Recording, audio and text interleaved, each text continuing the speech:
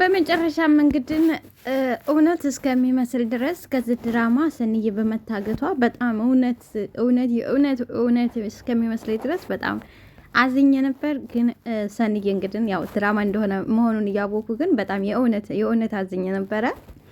ይሁንና ሰንዬ እንግዲህ በሰላም ወደ ቤቷ ተመልሳለች።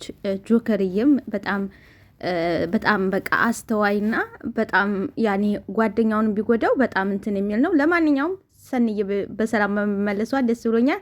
ሰላም ጤና ይስጥልኝ ውድና የተከበራችሁ አድማጭ ተመልካቾቼ፣ ለቻናል አዲስ የሆናችሁ ላይክ፣ ሰብስክራይብ፣ ሼር እያደረጋችሁ እንድታበረታችሁ ስል በትህትና እጋብዛችኋለሁኝ። እውነቱን ለመናገር እግዚአብሔርን የእውነት እስከሚመስለኝ ድረስ በጣም ነበር ያዘንኩት በሰንዬ ድራማ መሆኑን እያወቅኩ ነው። ግን ዛሬ ደግሞ በመለቀቋ በጣም ከምንም በላይ ደስ ብሎኛል። አሁን ላይ ሰንዬን ትንሽ የጠላሁበት የእንትን ያልኩት ነገር አለ። ምንድን ነው ካላችሁ ጆከርን እንደዚህ ማድረግ የለባትም ለጆከር በጣም ምክንያቱም ነፍሷን ያዳነው ድጋሚ ህይወቷን የቀጠለላት ጆከር ስለሆነ ጆከርን እንደፈለግ ምናምን ማለቱ ቀርቶ በስነ ስርዓት ጆከር እንድትንከባከበው ሲሆን ደስ ይለኛል። እውነቱን ለመናገር ማለት ነው። ሰው አሁን ጆከር ያለው በቃ ከነፍሱ ጋር ትግል ላይ ነው። በቃ ለምን አንደኛ ጓደኛውን ከርቶታል።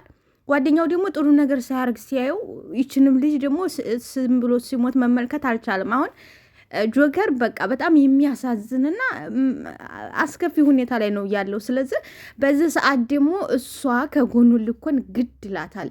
መስዋዕት ከፍሎላታል። እሷም ደግሞ ድጋሜ መስዋዕት መክፈል አለባት። እሷ ለነ ኪራ ብላ እንግዲህ እንደምናውቀው ለነ ኪራ ብላ ነው ይህን ሁሉ መስዋዕት የከፈለችው። ግን እነ ኪራም ማንም ዝወር ብሎ አላየም። ትትሰቃይ የነበረችው እህቷ ራኪብዬ ነች። ከራኪብዬ በመቀጠል እንግዲህ ስቃይ መስዋዕትነት የከፈለላት ጆከር ነው። ስለዚህ አሁን በአሁኑ ሰዓት ደግሞ ለነ ኪራ የከፈለችው መስዋዕት ለጆከር መክፈል እንዳለባት እኔ ራሴ አምናለሁ ማለት ነው። በሌላ በኩል እንግዲህ ራኪብዬ ወደ ጣቢያ ሄዳችሁ ትናገራላችሁ፣ ምንና ምን እንደተፈጠረው ወደ ጣቢያ ትሄዳላችሁ ብላታለች። በቃ ሄዳለ ጆከር ስትነግሩ እንዴት ነው ድጋሜ ወንድሜን መክዳት ሳያንሰኝ ድጋሜ ደግሞ ጣቢያ ውስጥ ሄጄ ልናገር ነው ወይ ብሏታል። ሰንዬ አሁንም አልበገርነት ባዋ እንግዲህ በሰዓቱ እንዴት እንደፈራይና ጆከር እንዴት እባክህ አድነኝ እንዳለችው እናውቃለን። አሁን ላይ ግን ያው ችግርና ሰዓቱ ካለፈ ብላ ነው መሰል ድጋሚ ያገኘኝም ብላ ይሁን በጣም አስጠሊ በቃ ምንም ማድረግ አልችልም ነው ያለችው። ግን ለእህቷ አይ እህቴ እንደዚህ ማድረግ አንችልም፣ ምክንያቱም ልጁ ሌላ ኬዝ ስላለበት ሌላ እንደዚህ የሚሆን ስለሆነ መሄድ የለበትም ብላ ድርቅ ማለት ሲገባት ግን ልስልስ በቃ ምን አገባኝ ምን ችግረኝ የሚል ነገር እያሳየ ነው። ይሄ ደስ አይልም ላለው በራሴ በኩል። እንግዲህ በሌላ በኩል ደግሞ ከዚህ በፊት እንደምናውቀው አቶ ተሰማዬ ብርቅን ያለኝን ሽጭ ወደ ከተማ ይዘሽ እሄዳለሁ ባላት መሰረት ሳይሳካ ቀርቶ እሷ ቀድማ ከኒና ጋር ወደ ከተማ መታ አሁን በአሁኑ ሰዓት እንግዲህ ደስ በሚል ህይወት ላይ ነው ያለችው። ይሁንና ተሰማ እንግዲህ አሁን ወደ ከተማ መሄዱ አይቀርም በማለት ጭምጭምታም ተነ ጽናት በመስማቱ እህሉን አጭዶ ወቅቶ አምርቶ መሸጥ አላደርሰው ቢል አሁን እህሉን በቁሙ ለመሸጥ እያስማማው ነው። እንግዲህ አልሰሜን ግባ ብለው ማለት አሁን ነው ይላል ያገሬ ሰው። በዛብህ ምንም አያውቅም። ብርቄ ግን እንዳቅሟ ለሁለት ነው የምታድረው። በዛብህ ባሏ ነው፣ ተሰማ ደግሞ ውሽሜ ነው። ስለዚህ በአሁኑ ሰዓት እንግዲህ በዛብህ ምንም በቃ ጥንብርብሩ ወጥቷል። ምክንያቱም ከዚህ በፊት ክፉ ስራው እየሰራ ስለነበረ አሁን ላይ ማንም ከጎኑ የለም። ወንድሙም ታስሯል። ይሁንና ቀስ በቀስ ብሎ ተሰማ ግን ጭምጭምታ ሰምቷል። አሁን ያለውን እህሉን ወቅቶ አምርቶ መሸጥ ድረስ ጊዜና ሰዓት ስላላገኘ እህሉን ለመሸጥ እንግዲህ ወደ ደፍዬ ጋር ሄዶ መጀመሪያ በዛብህን ሲያማክረው አራንታ ሰው ይስቅብሃል፣ እንዴት በማናገር ነው እንዴት ነው እኔ አይደለሁም እኔ ጀምረዋለሁ ይሄንን አዲስ እኔን የማመጣላችሁ፣ ስለዚህ በቁሙ ሸጠዋለሁ፣ ችግር የለም፣ በርከት ያለውን ለኔ ይሰጡኛል፣ አነስ ያለው ለራሳችሁ ይወስዳሉ በማለት እያስማማው ነው። በዛብህን አርተዝ ብሎ ያበረዋል። ከዚህ በኋላ እንግዲህ እንደፍየም እንዲያንተ ያመሃል ወይ ምናምን እኔ ተጓዥ ነኝ በቃ ሊሄድ ነው ይላል።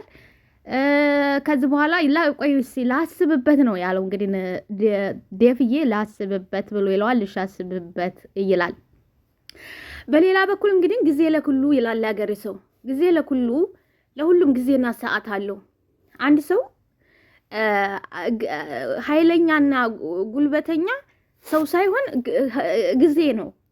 ጊዜ ነው። በየትኛውም ቦታ እኔ አቅም አለኝ እኔ ጉልበት አለኝ የሚያስብል ጊዜ ነው። በአሁኑ ሰዓት እንግዲህ አቶ በዛብህ እንደዛ የሚሆን ሰውዬ በዛሬው ዕለት እንግዲህ ጽናት እግር ላይ ወርቆ ነበረ።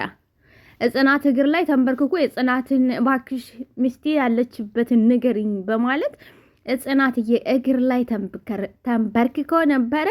ጽናት ግን ልትነግረው ደስተኛም አልሆነች። እሱም ዝቷል። እንግዲህ ያው ባይዘወይ እሱም ይገባዋል መዛት። እኔ በአሁኑ ሰዓት ብርቅነሽ በመጥፋቷ ሚስቱን በመደብደቡ ሚስቱን በማንገላታቱ ትክክል አይደለም። እኔም እቃወመዋለሁ። ግን ይሁንና አሁን ደግሞ በደረሰበት ያው ኒና ታታቅ ነው ለጽናት የሚያውቁት ታሪክ የለም። ግን የሚያሳዝነው ነገር ግን በአሁኑ ሰዓት ደግሞ ትክክል ነው። ምክንያቱም እስከዛሬ ሲደበድባትና ሲያንገላታት የነበረው የትም አከድም በሚል ነው። እንግዲህ የትም አባዶ አከድም በቃ ሄዳም አላሳየችውም። ያው አንድ ነገር ወደዛ ወደዚህ ካላን እዛው ከሆንን በቃ ምን መረጃ የላትም፣ ምንም አታመጣም፣ ምንም አትሆንም። በቃ ያኔ ይለመዳል። ገብቷችኋል? እንደዛ ብሎ ነበር እንግዲህ በዛ እስከዛሬ ብርቅነሽን ሲጨፈጭፋ ሲወቃት የኖረው።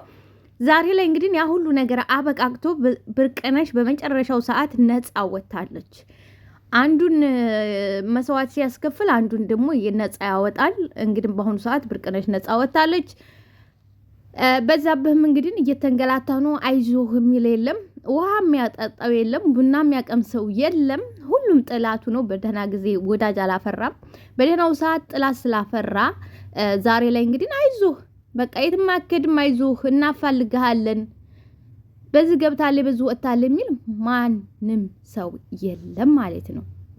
እና በዛብህ ነው እንግዲህ እኔ ሞቼ ነው ሰው ጠርቼ እንደሚለው ብቻውን በዛብህ መከራውን እያየ ነው። በሌላ በኩል ደግሞ ደስ የሚለውና የሚያምረው ነገር በአሁኑ ሰዓት እንግዲህ ቁጥውና ጨዋው አስተዋው በጣም ጸጥ ያለው መካሪው የልጅ አዋቂ የሆነው ቅዱስዬ ቆንጅዬና የምታምረው ከዚህ በፊት ትታው የሄደችው ጓደኛው ተመልሳለች። አሁን ላይ እሱም ያው ከዚህ በፊት በነበራቸው ነገር ቅር ቢለውም ደብዳቤ ጽፋ ዛሬ ለናቲ ስትልክለት ፊልም እያየ በነበረበት ጸጥ ብሎ እያስላላት ከዚህ በፊት ያሳለፉትን ነገር እያሰበ በነበረበት ሰዓት ናቲዬ ጸጥ ካለ በኋላ ሲነግረው ስሟ እኮ የሰላም ሚኒስትር የህግ ስም አለበት ምናምን ምንድን ነው የምታወራው ሲል ሰላም ምናምን ሚኒስትር ምናምን ብሎ ከዛ ሲል መናጅ ብሎ ከቱር ብሎ ይነሳል። እንግዲህ የሚያሳየው በአሁኑ ሰዓት እንግዲህ በፍቅሯ ይዟ እንደወደቀ ነው። እሷም እንደምታፈቅረው ነው። ግን ያው መግደርደር አይቀርምና እየተደረደረ ነው። ደብዳቤ ትልክለታለች። ደብዳቤውን ለምንድን ነው የጨባበጥከው? እሷም ትሰጠኝ እኮ እንደዚሁ ነው የተጨባበጠው ቢለውም እሷ እኮ እንደዚህ እኔ አትጨባብጠው በማለት እንግዲህ ቅዱሴም አሁን ወደ ድሮው ፍቅረኛው እየተመለሰ ነው ማለት ነው። በሌላ በኩል ደግሞ እንግዲህ ብርቅነሽ አሁንም ወደ ስራ ብከድ ፈጽሞ ስራውን ሊሳካለት አልቻለም። ስራዋ ጭራሽም ሰማይና ምድር ሆኖባታል። ምክንያቱም ብርቅነሽ እንደምናውቀው የገጠር ነች፣ ከገጠር የመጣች ነች። ስራ ስትጠይቅ መጎልጎልና ማረም ምናምን ነው ያለችው እንጂ ጭራሽ ስለ ከተሜ ነገር የምታውቀው ታሪካ ስለሌላት ከኒና ጋር እንግዲህ ቁጭ ብለዋል ለጊዜው። ኪራም እንግዲህ እንደምናውቀው ሌላ ሰራተኛ አንጥዟን በቀጣው ኒናና ብርቄን ከቤት አስወጣለሁ በማለት አሁን ላይ እንግዲህ ብርቄና ኒና ጸጥ ረጭ ብለው ዘና እያሉ ነው በኪራ ቤት። ኪራዬም እንግዲህ አሁን እስቢድ ዛሬ ጆከር ገሎት ቢሆን ነፃ ይወጣ ነበር። ግን ጆከር ያው መቶታል እንጂ ከተድናል። ከዚህ በኋላ ደግሞ አሁንም ኪራ እና እንደዚሁም ደግሞ ሰንዬ ገና ከባድ ነገር ከፊታቸው እየመጣ እንደሆነም ያሳያል።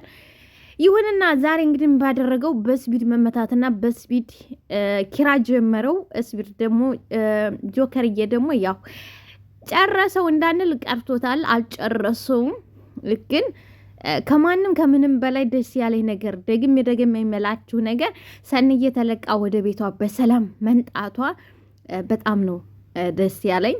እንግዲህ ቅዱሴና ናሆሜ ምሩዬ ሆነው ወደ ቤት ሄደው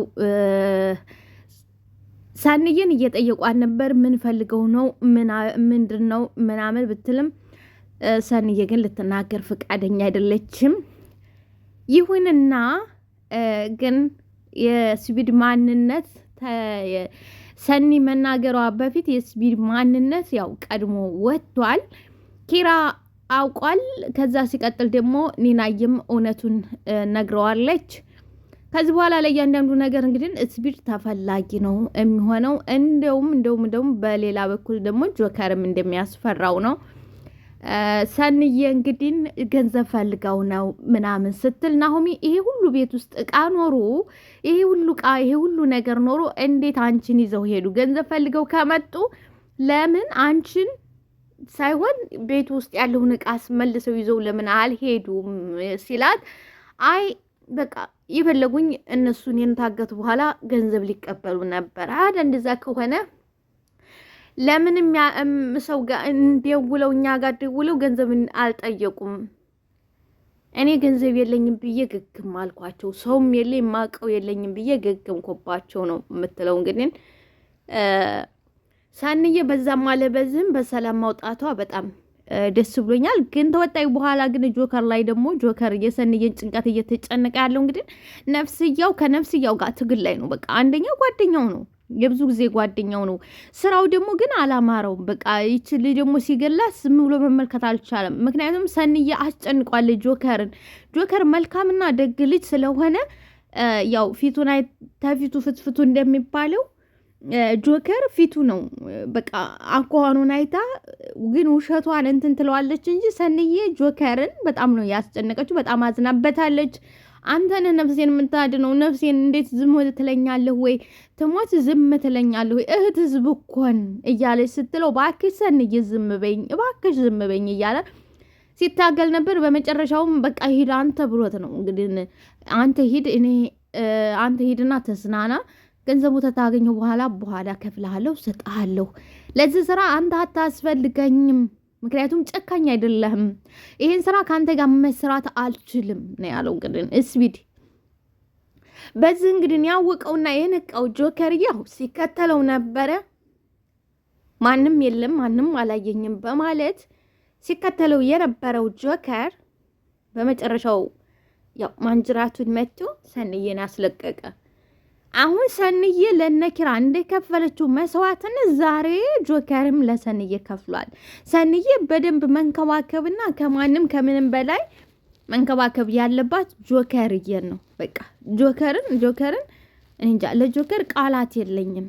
በጣም ነው ደስ ያለ። እንግዲህ እንደ ታላቅ ወንድማ የምታየው ጽናትዬ ደፍ ወደ ቤታቸው ደፍዬን ሄዳ እቅፍ ብላ ወደ ጉያው ስር ገባች። እንዴ መሆንሽ ነው ይላታል። በቃ ጨነቀኝ፣ ሆዴም ፈራ። እንዴ መሆንሽ ነው ሆድሽ የሚፈራው? መሆንሽ ነው እንጃ በቃ ሰርጌ እስኪያልፍ ድረስ ሆዴ ፈርቷል ትለዋለች። እንግዲህ በአሁኑ ሰዓት በዛብህ እያስጨነቃ ነው። በዛብህም ተናዷል። በዛብህም አይፈረድበትም። ሚስቱ ጠፍታበታለች። የጠፋችበት ደግሞ የኪራ ባል የተባለው ወደ ከተማ ሲመለስ የዛን ቀን በመሆኑ ደግሞ ያስመስላል። እና በዚህ እንግዲህ ፈርታል። ለምንድነው ሆድሽ የሚፈራው? ምን ሆነሽ ነው ይላታል ዴቭዬ። በዛብህ ያለኝን መቼም ታውቃለህ አይደለ ዴቭ? በዛብህ እኮ ያለኝን ታውቃለህ። መቼም አንቺ በዚህ ምድር ላይ ደስተኛ አትሆኝም ብሎ እኮ ነው ያለኝ። ታዲያ ይበላ እሱ ባለሽ ነው ወይ የሚሆነው? ፈጣሪ ባለው ነው እንጂ ይላል ዴቭ። ጥላት በዙሪያ ሲኖር እንደዚህ ያንተን ደስታ የማይመኝ ያንተን ውድቀት የሚመኝ ጥላት ሲኖር በጣም ነው የሚጨንቅህ። ባክሽ እንደዛ አትበይ። ህይወትሽን ቀለል አድርገሽ መኖር ትችያለሽ። አታካብጂው በፈጣሪ ቸርነት እንጂ በሰው ቢሆንማ ብዙ ሰው መኖር አይችልም ነበር። ስለዚህ እግዚአብሔር እንጂ ሰው አይደለም። እንዲያውም ምቀኛ እኮ አታሳጣኝ ነው የሚባለው እያለ እንግዲህ ልክ እንደ ታላቅ ወንድም የሚያት ዴፍዬ ይመክራል። አንቺ ቀለል አድርገሽ ነው መኖር ያለብሽ። አንቺ ባከበድሽ ቁጥር እየከበደ ነው የሚሄደው። ስለዚህ ቀለል አድርገሽ ህይወትሽን ማሰብና መኖር አለብሽ። ደግሞ ስኒ ወንድምሽ እያለሁ ምን ልኮኝ ነው? ማንስ ሊደፍርስ ነው? ይላል ደፊ። የትናንትናው ችግሬ አለቅ ብሎኝ ዛሬ ድረስ እየተከተለኝ እንዴት አድርጌ ነው ቀለል አድርጌ መኖር የምችለው ብለህ ነው? እንዴት አድርጌ? ኧረ እኔ ደግሞ እኔ ወንድምሽ እያለሁ ወንድምሽ እያለሁ አይዞሽ አታስቢ። ደግሞ እኔ ወንድምሽ እያለሁ ድል አድርጌ ደግሼ ነው ምድርሽ። በቃ ድል አድርጌ ደግሼ ድርሻለሁ። ምንም የሚያሳስብሽ ነገር የለም።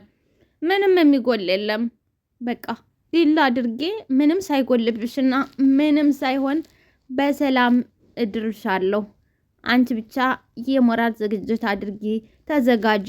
ሌላውን ነገር ለኔ ተይው፣ ለወንድምሽ ተይው ይላታል ደፍዬ። አመሰግናለሁ፣ አንተ ባኖርልኝ ምን ሆን ነበር? አመሰግናለሁ ትላለች ጽናትዬ። የምን ምስጋና ነው? የምን ምስጋና ነው እንዴ? እኔ ታገባ ላድሪ ነው ላለመዳር ነው ይሄ ምስጋና አስቀድመሽ የምታመሰግኝ? አይ አሩ እንዲዙ አይደለም እኮ ምስጋናውን ተይና ብድር መላሽ አርገ በይ። ምስጋና ሳይሆን ብድር መላሽ አርገ ነው የሚባለው።